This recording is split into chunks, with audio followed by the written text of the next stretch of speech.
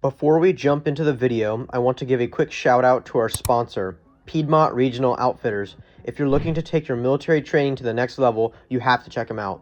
Piedmont Regional Outfitters specializes in affordable military surplus gear that's perfect for both civilians who are serious about their training or who are just getting started. They offer everything from pouches, backpacks, load-bearing equipment, rations, and camouflage uniforms. Whether you are prepping or just enjoy military surplus, Piedmont Regional Outfitters is the place to get your gear at a fair price and quality level. Not only is their gear affordable and good quality, but buying their gear not only supports the channel, but more importantly supports a small local business that is young and growing. So if you need some basic military surplus gear for your next operation, check out PiedmontRegionalOutfitters.com and use the code USMC10 for a special discount on any purchase $10 or more. Now, let's get into the video. Today we're going to be going over a project I just recently finished, that being a ghillie suit top I made out of just camo netting as a base, and adding other things like this camo string, 550 cord, and some camo mesh in strips I just tied on. And what I did was I cut a hole in it. You can kind of see right there. That's where my head goes through, and that's just kind of at the top in the middle, because most of the camo's on the back, so obviously when I'm laying down, it'll break up my back a lot more. And then I took 550 cord, it's kind of hard to show, and I tied up here at the end and made a hole for my arm to go through. So it doesn't go all the way down where it's covering up my butt pack or my belt system at all. And I also didn't make the front, I put the neck hole pretty close, like there's only like, a few inches here, while there's like 6-7 inches here of material.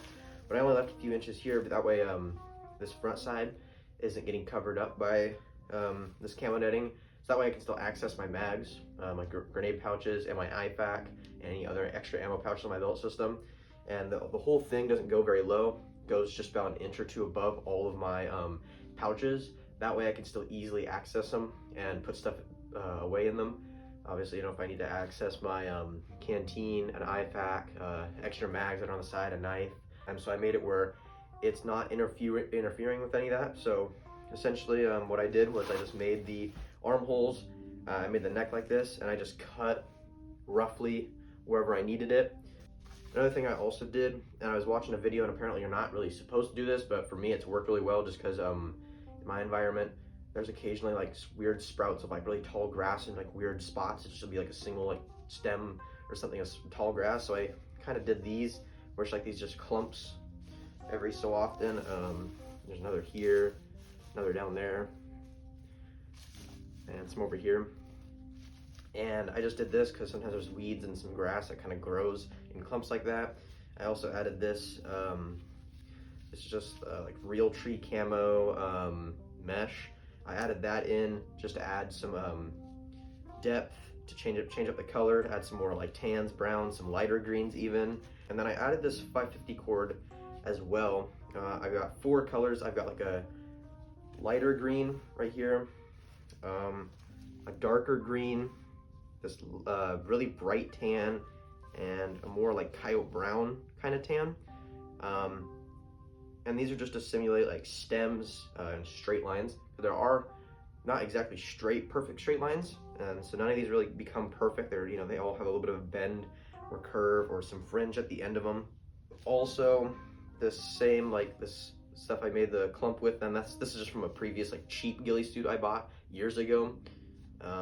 And this is just something I took some of the stuff that was falling apart on it, and I took some of that and tied it on there. I also took the same material, and mostly tan, and added just single strands every so often, just again to add like a stem or grass kind of figure or shapes to it.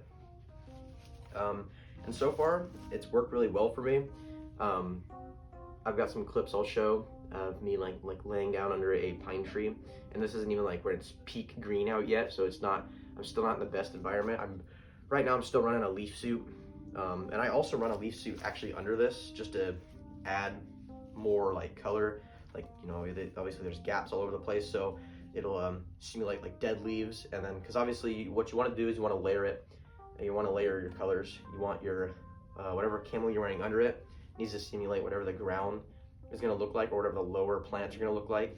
And then this should simulate what the plants at about, you know, waist level and above are going to be like. So this is meant to simulate actual like trees, taller grass, or if I'm laying down whatever's above the ground. So you can still like weave in branches and whatnot and other like leaves.